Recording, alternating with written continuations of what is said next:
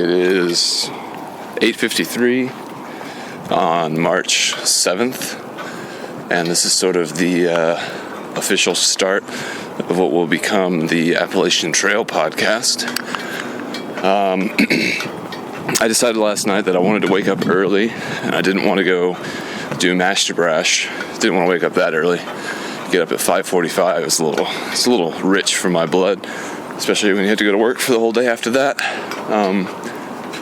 So instead, having repacked my backpack for the final time, fingers crossed, I thought, why don't I go ahead and just walk to work? It'll take me about an hour and a half to get there, so as long as I'm out the door by 8:30, should be able to get there on time, and I can further test the pack and the weight distribution and the pressure points on my back and stuff. And so I'm out here, I'm out on this unfinished belt line,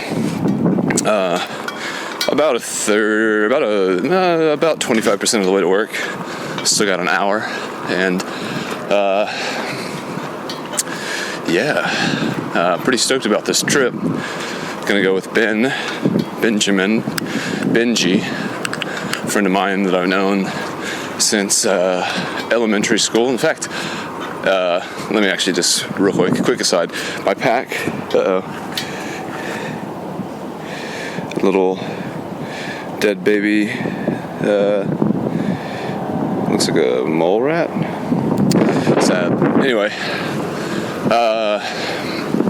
my pack is 29 pounds when all is said and done, and I'm thinking I might throw 2 beers in here to take as well, just 2 for like the first day or something.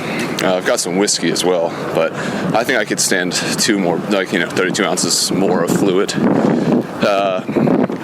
Anyway, I was talking about, hold on a sec, protect from the wind. I was talking about something else a second ago.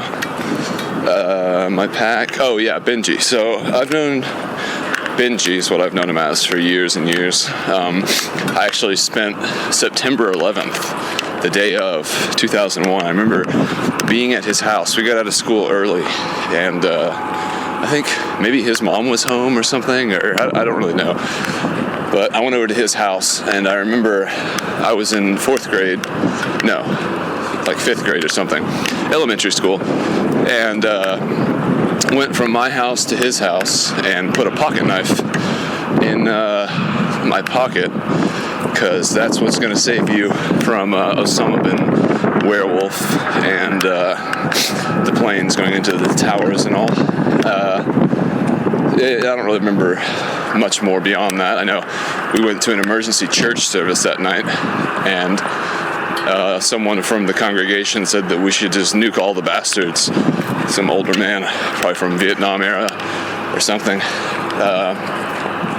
So anyway, all that to say, I've known Benji since 2000, more or less. So, we're not the tightest of friends, but I've been aware of him and known him and spent time at his house, done sleepovers since that year, so 18 years of knowledge, and this is a cool way to come back together. He has hiked the Appalachian Trail before, getting as far as Damascus, Virginia, I believe. So I'm not really sure how many miles that is. I know I went through Damascus when I biked to New York City, and there were several points where I actually crossed over the Appalachian Trail. And at the time, and this still may be true, thought that was probably going to be the farthest I ever got on the Appalachian Trail going through Virginia, because I saw those little placards, and I wondered if I would ever actually get there from walking. So a few weeks ago, Benji posted on Facebook asking if anyone wanted to do the Appalachian Trail, and I volunteered, and so he's been sort of coaching me about how to get through it, what I'll need. So I bought everything I think I need. It's in my backpack right now. Let's see what time it is. 8:58. It's a windy, blustery, cold day. But yeah, really excited. It's going to be a true challenge. I think certainly more difficult than my New York trip. That ended up being sort of a lot of stuff I was kind of well prepared for and used to. But I've never spent an extended amount of time in the woods, never taken a shit in the woods. It's just going to be interesting. Carrying as much food as I think I'll need for a few days.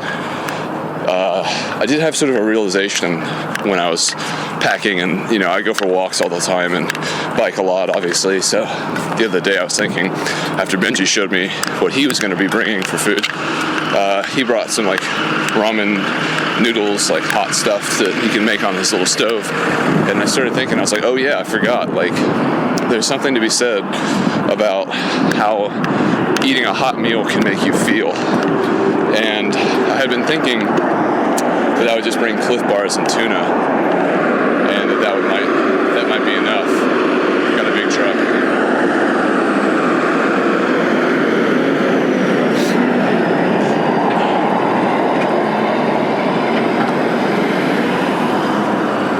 Some rough-looking people. But then I remembered how restorative it is to eat hot food. And so I threw a few ramen noodles into my backpack last night, along with a few other things. Zip ties, spare AAA batteries for my recorder and for my headlamp. I got a cup yesterday from the Spindle, like an aluminum cup that can carry coffee and whatever else I might need. Feeling like I've got all the essentials at this point, and definitely willing to just kind of jump into it from here and figure out stuff as I go.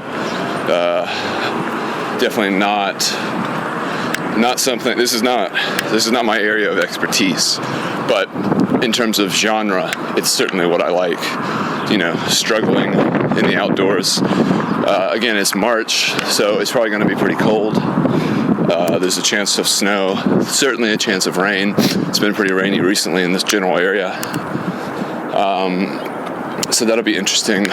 March is also the time of year when people are starting their through hikes of the Appalachian Trail. And so there's a huge likelihood that we will not be alone at any certain point, because this is going to be, we're going to be starting with a wave of others who are going to try to make it to Maine. And you know what they say, no rain, no pain, no Maine.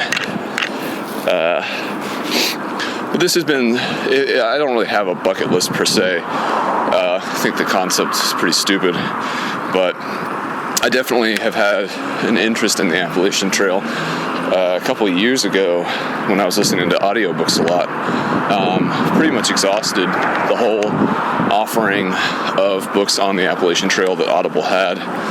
Listened to them all, was really jazzed on it. Kind of bummed though at the same time listening, because it's just like, geez, like I think the fastest you could possibly do the whole thing would be 3 months, and that would really be booking it every single day. And you'd kind of have to hope for perfect or semi-perfect conditions in order to have that kind of a pace, and getting 3 months off of work is just impossible. So big time bummer, because it sounds like such a cool thing to do, and everyone's stories were so interesting and cool to listen to. But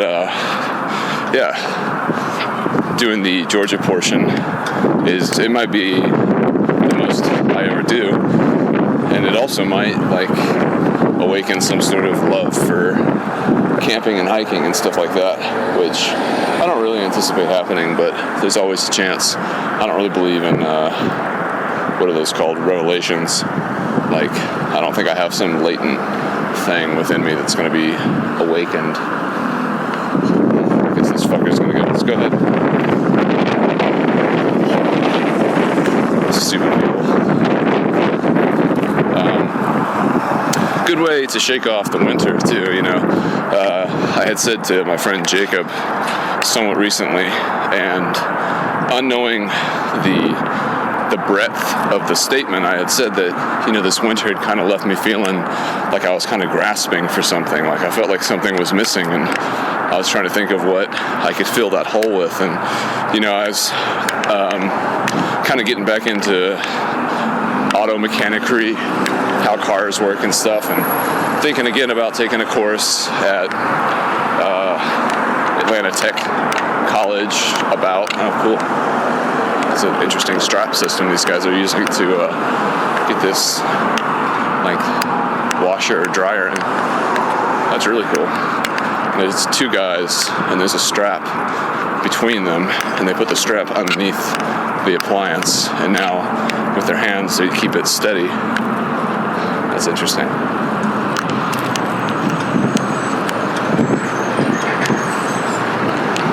Smart, simple.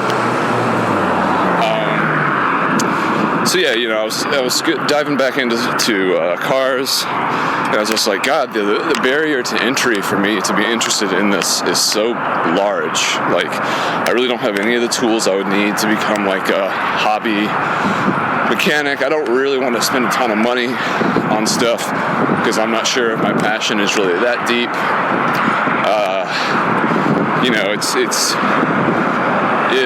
When you get interested in something new, you get excited because you're learning something about something you didn't know previously, obviously. And, so I would get these bursts of excitement, be like, oh, that's how a differential works. I kind of get it. Oh, that's how a transmission works. Okay, I kind of get it.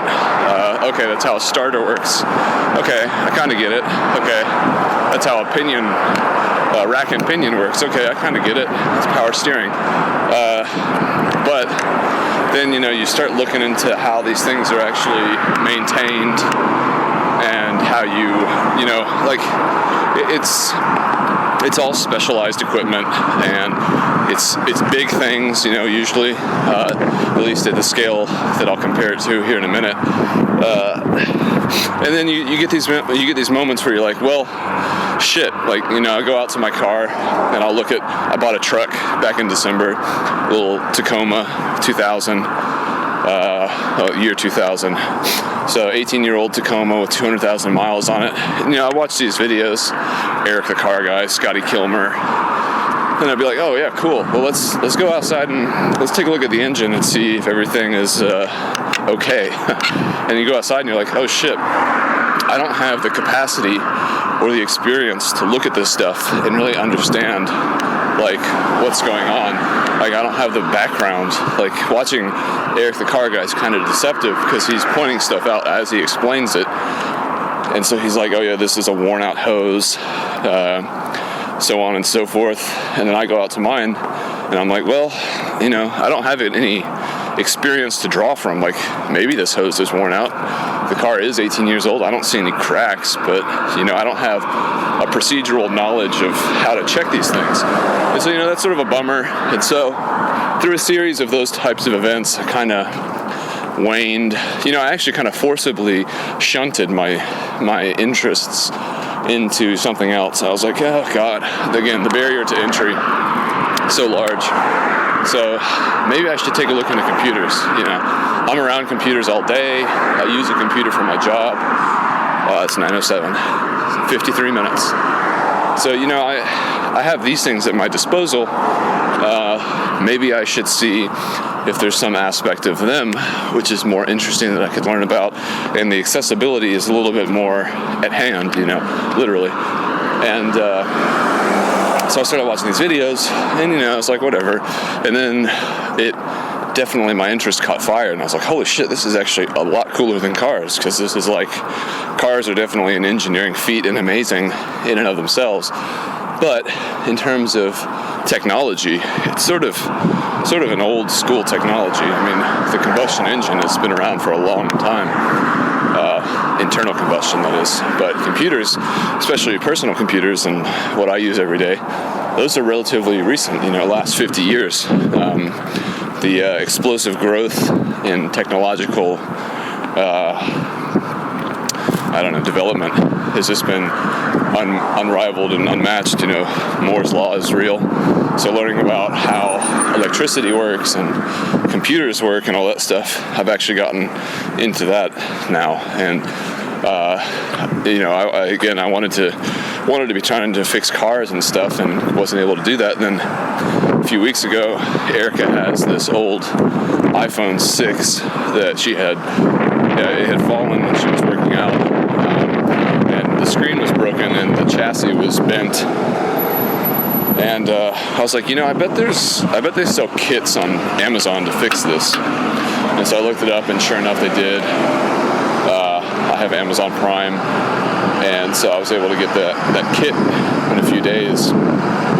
And it came with tools and stuff, so I had everything I needed to fix it. And I was able to watch these videos on YouTube that show how they can be fixed.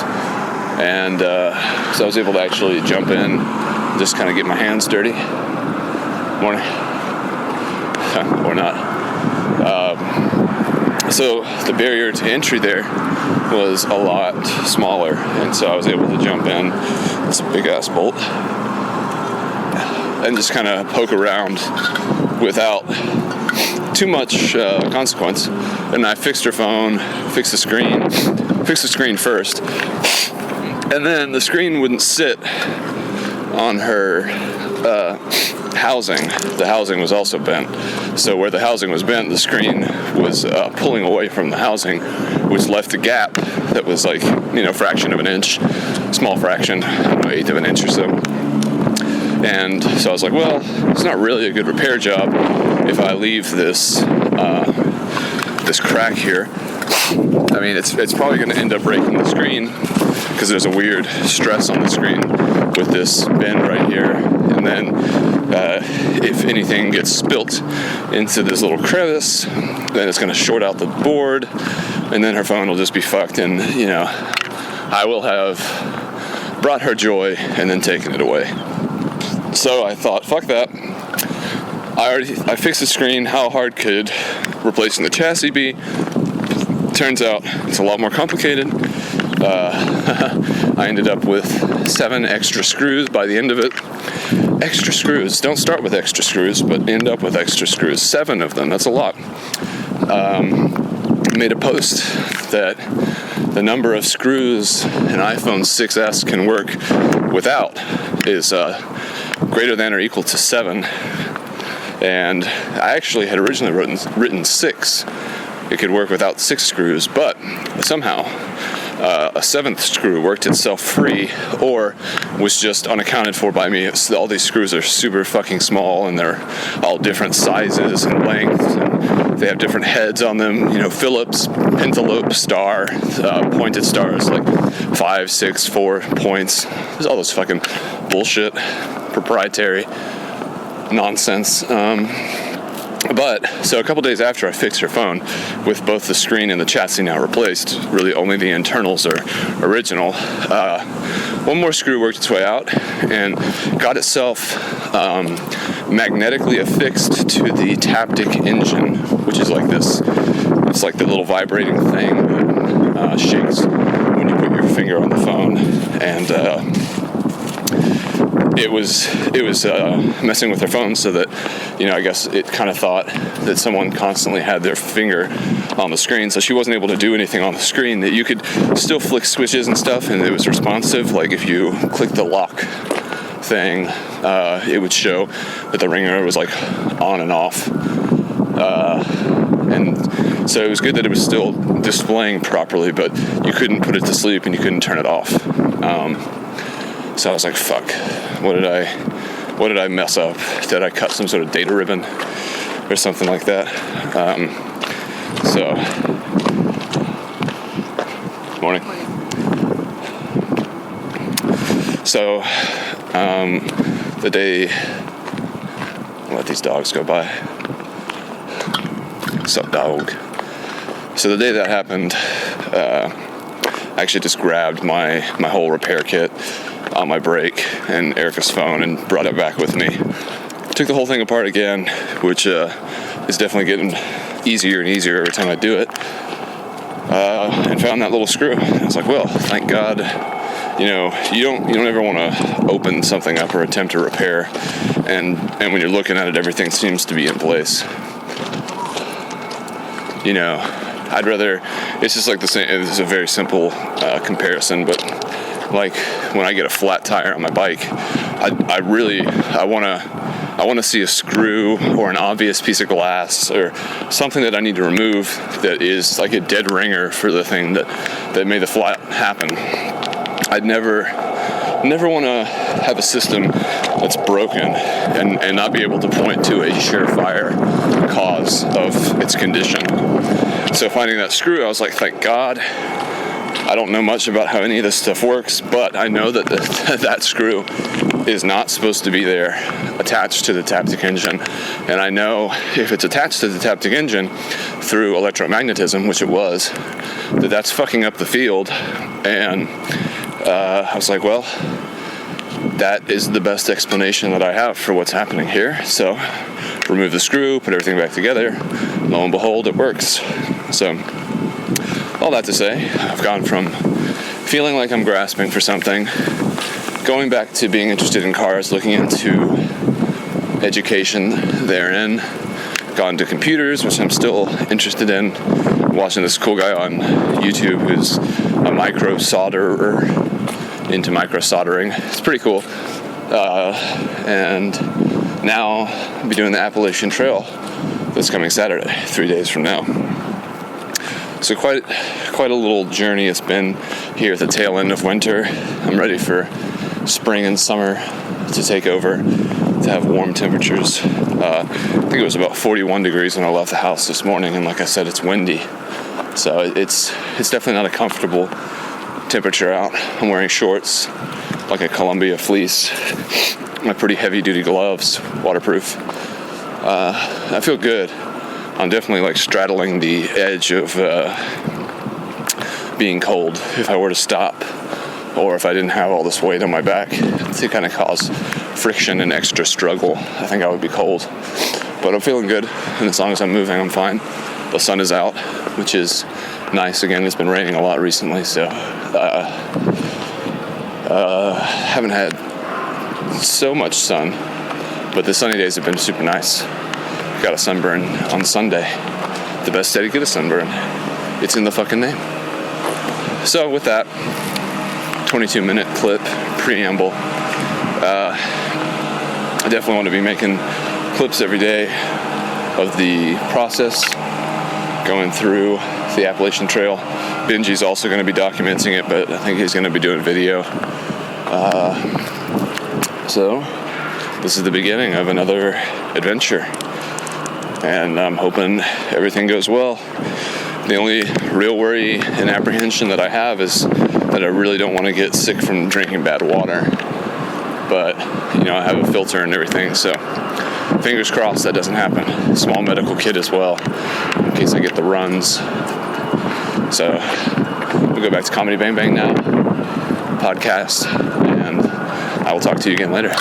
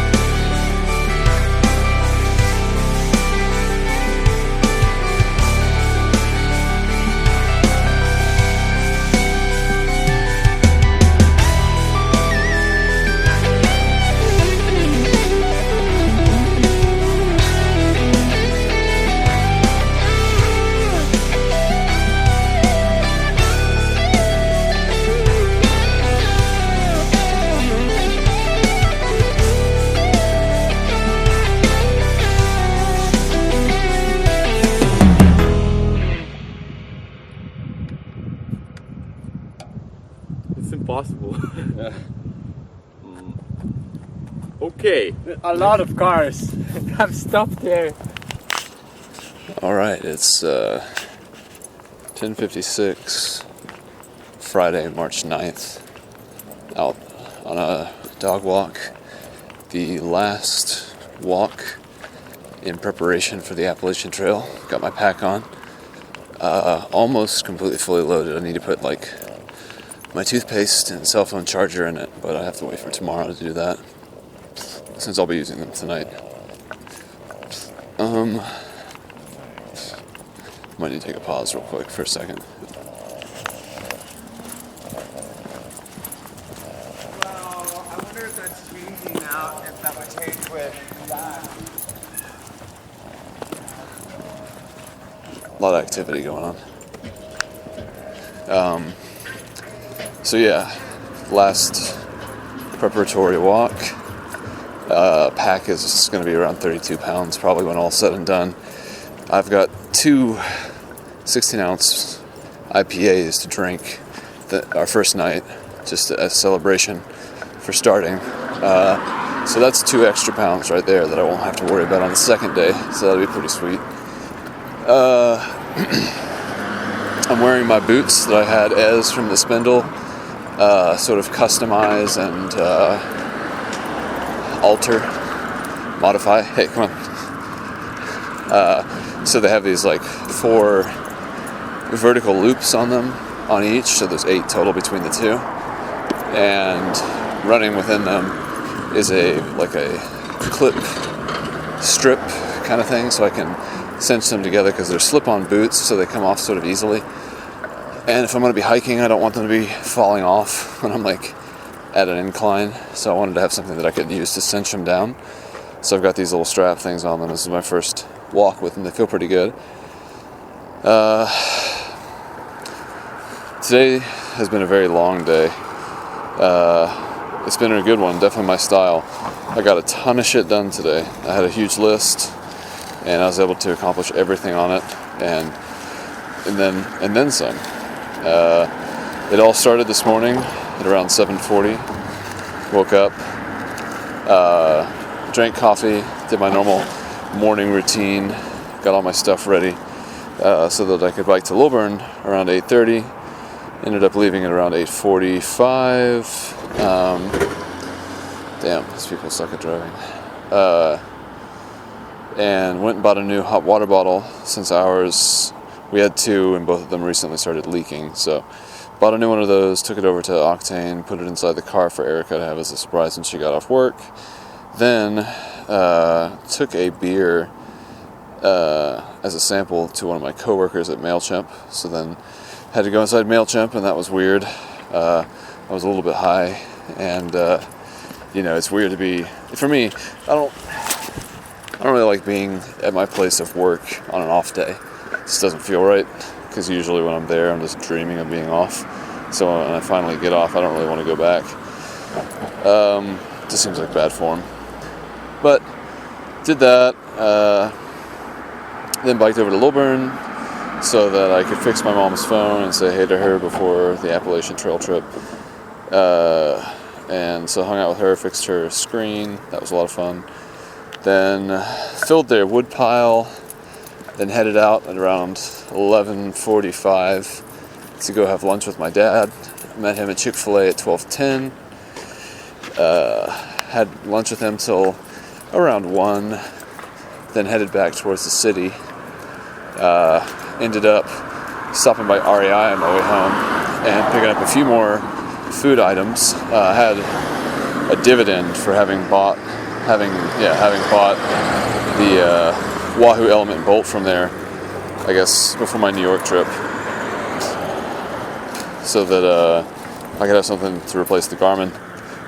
So I had $26 in credit. Bought some Cliff bars, some of those Cliff Shot energy gels, which are amazing.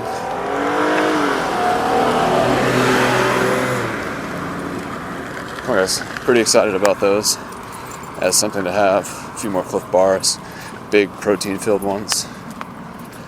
So my backpack definitely is heavier than it was earlier this week. It's steadily seeming to get heavier and heavier. Came back from REI. Had a bunch of stuff on my phone that I wanted to do. So I did that while Erica finished up a little bit of work so we could go to the grocery store together. So I could get these 2 beers and like a few things of food. So you can get some food for the week while I'll be out. Came back, started doing yard work. By the way, this whole day, probably a total of around 60 miles of biking. So I'm definitely feeling some of that fatigue in the legs, especially going uphill with this pack on. I can definitely feel it more than I usually do. And I don't really think that's just the inclusion of a few more pounds. I think that's just general ready for beddedness. Finished up all the yard work, ate dinner, cleaned up after that. Went through the whole house, made sure once more that I have everything I want, everything I think I'll need.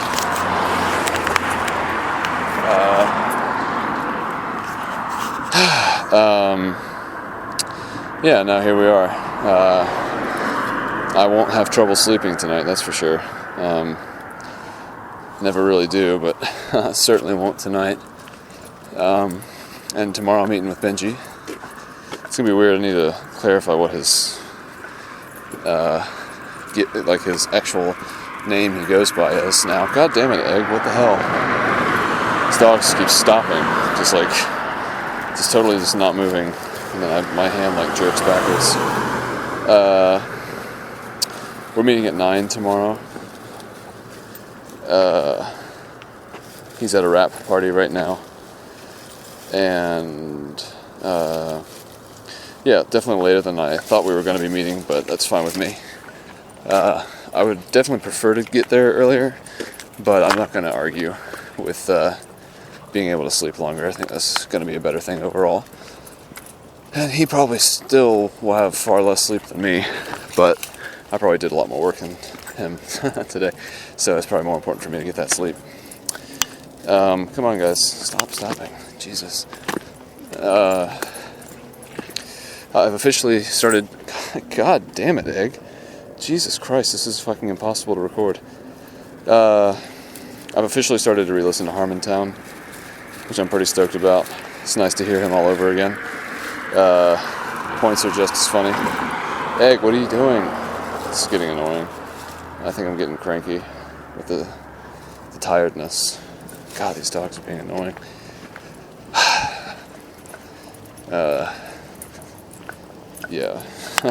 Whatever Bill Maher said about dogs, he was right. Whatever. I'm gonna get back to Harmontown now.